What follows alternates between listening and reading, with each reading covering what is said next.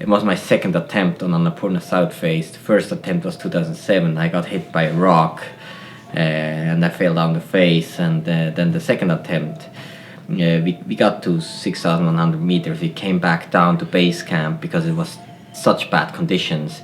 And during we were sitting in base camp, me and Simon Antematten, we got a call from the people up on the East Ridge. They were Spanish, a Romanian and a Russian up on the East Ridge to try to make summit.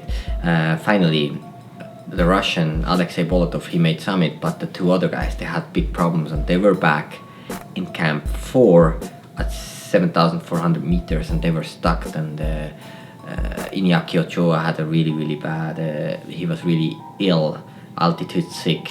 And they sent us a message, and me and Simon, we were sitting in base camp because for us it was impossible to climb. And I remember really well, we were sitting in base camp thinking like, oh, these people up there, they're crazy.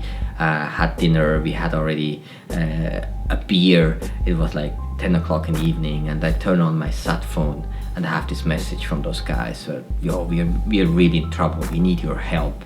And immediately I called him, and Horia, he picked up the phone and he explained the situation. And I hear Iñaki Ochoa in the background, which was really sick. And I was like, wow, that's like a serious situation. They need help, and otherwise they're gonna die both. And this is after dinner, and it's 10 o'clock, and you know immediately you have to go and help them. And these are moments where you think like, oh, I'd rather not to be here, but right now I'm here, so we have to go and help.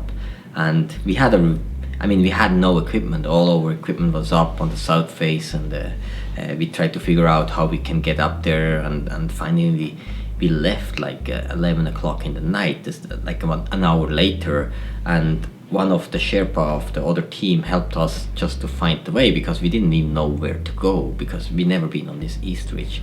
So it took us a while figuring out the way. We went to the glacier, and then the Sherpa went back because he was scared. We had to wait for a couple hours for daylight just to find the way, and we made it to their camp 1. There we had to wait again because there was like the sun hitting the whole face going up to the East Ridge, which is a south facing face which was loaded with snow. And now it was like 8 o'clock in the morning, so the sun hitting that snow, and we were like, no, we can't get up there, we just have to wait until it gets cooler. And this was like kind of like a really hard situation, because then also we had all these people down in base camp which were pushing us to go and help them, and we just had to say no, we wait. And finally we got up there, and we got to camp 3, and Simon stayed in camp 3. I keep going. I made it to their camp, to Iñaki Ochoa, and he was in really bad shape. The Romanian guy, he with dexamethasone, he somehow got better and could go down, but me, I was stuck alone with the Spanish Iñaki Ochoa at 7,400 meters, and you have a guy, he's sitting in a small single wall tent, and the guy beside you, he's puking, and he's almost dead already, and you try to keep him alive. And there was like a big rescue going on, people coming in from Kathmandu with oxygen, and we just tried to save him. And I had a whole night just battle for him to stay alive, shooting him dexamethasone, giving him water, and finally he got better. And then in the morning he got really better, he could talk again. And this is kind of like this situation, it's kind of like, no, this is not gonna happen. I mean, what are you doing? Where you really question after why you go mountaineering, because if you see a guy beside you like dying like that, there's no point to go up to the mountains. And these are the really hard moments. And unfortunately, in the morning, after almost 24 hours of battle, Iñaki, he died. And he was dead, and I was stuck up at 7,400 meters in a big storm, and I had a dead body beside me in a tent, and I knew I still have to wait.